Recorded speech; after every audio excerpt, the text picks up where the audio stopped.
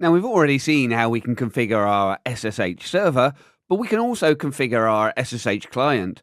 We can do that globally through the etc SSH underscore config. We can have separate configuration for each one of our clients in their home directory, .ssh and config, but we can also specify options at the command line with the SSH client using the option -o. And this is what we're going to be taking a look at now, how we can configure our SSH client. We might think the options at the command line are not necessarily going to be the way that we want to do it, and you're right. We want to persist these settings, but if we need to set up settings, they are easier to access than we might think. We can use SSH -o for any option we want to set in, and we can use tab completion. So by that, we just type part of it and then just hit tab or double tab to be able to complete or show a list of matching options. We could then go through, if we didn't want our connection to time out, we can send a packet every 300 seconds or 5 minutes to keep our connection alive. But to make sure that the server is responding and the server hasn't gone down, we actually say if we haven't had a response for our server within 2 of these attempts, then we can disconnect. Then we connect as our standard user. If we want to create our own configuration file, then we need to make sure that the file is private to ourselves. So we can store our old umask value and set up a new umask, ensuring we're not giving any rights to the group or to others. We can then edit our configuration file. If we put things like host and asterisk, it applies to all hosts. So for any connection we're going to make, we're going to have then our timeout values. For the host Ubuntu 2, we're specifying the IP address, the username, and the identity file we want to be able to use. With these configured, we can then make a very simple connection, just SSH and Ubuntu 2. The username, the identity file will always be passed through, the IP address is going to be passed through, as well as picking up on our server alive timeouts. Let's move out to our command line. Working on Ubuntu 1, we can take a look at the option -o.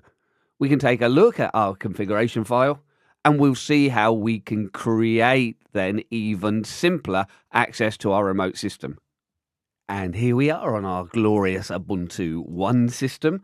And let's go through and take a look at some of our shell options. We might want to go through with SSH and see how we can connect using password-based authentication.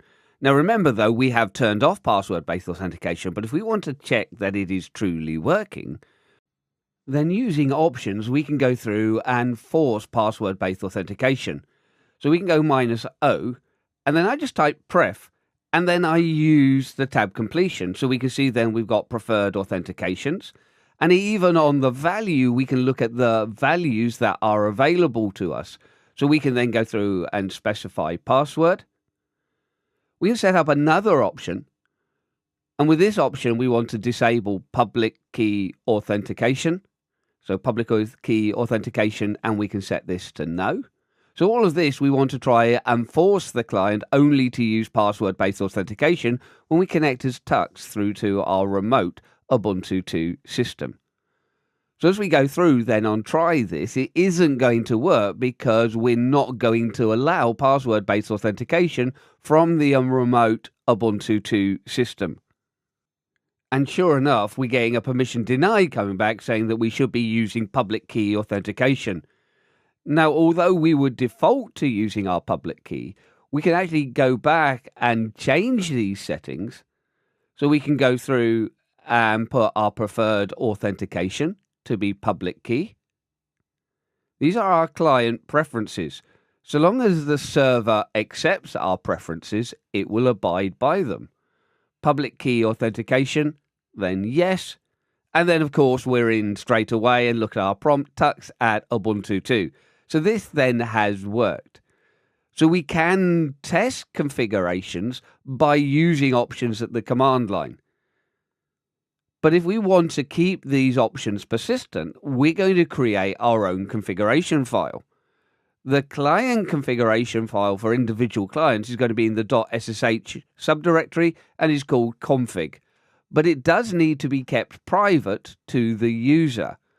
So we can record our old umask. So we'll set a variable and we'll read our current umask value into it.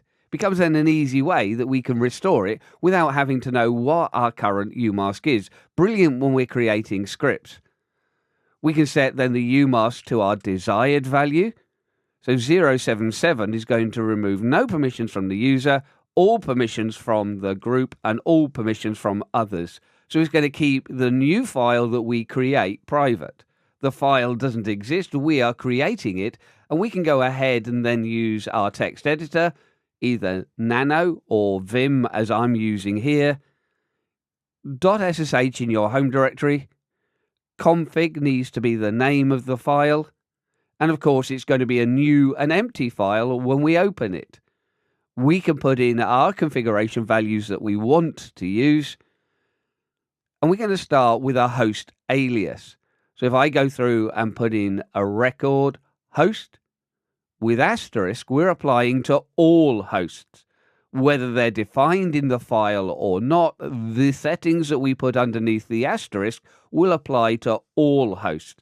And we're going to put in those timeout values so we can try and keep our SSH connections alive. So as we drop down, we can go through and start putting in then our server timeout values. So server, alive, interval, and we can then configure this to 300 seconds. So we sell a null packet every 5 minutes through to the server.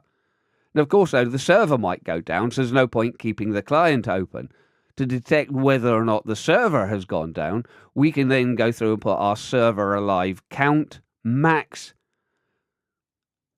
and we can configure this to 2. So if we send 2 of these null packets, so this is going to be over a 10-minute period and we haven't received a response, we'll drop the connection in any case. Now we can put in aliases to help our connections to Ubuntu 2. If we call it Ubuntu 2, we can connect to the host Ubuntu 2. Using then the IP address 192.168.56.102. Obviously, again, the IP address that you're using to connect to your Ubuntu 2 system, and make sure we're using dots and not commas. We can specify the username. And that can be all lowercase, but I tend to keep it in mixed case like this, so in proper case. So user tux. And then we can go through and specify our identity file. Again, for readability, I'm just using then the mixed case and putting through our home directory .ssh and then the ID _ RSA, the private key. Remember, it's a public key that we copy to the remote system, but we authenticate using our private key. Now, with that marvelous job of saving our file, we can go through and double check our permissions. Remember, I said that this file should be private, and look at that, read-write just to the vagrant user, nothing to the group or others. So our umask has done the work for us, but we can restore our old umask by running the umask command and reading in our old umask value. As I say, these are great in scripts because then we don't have to interactively know what the umask is.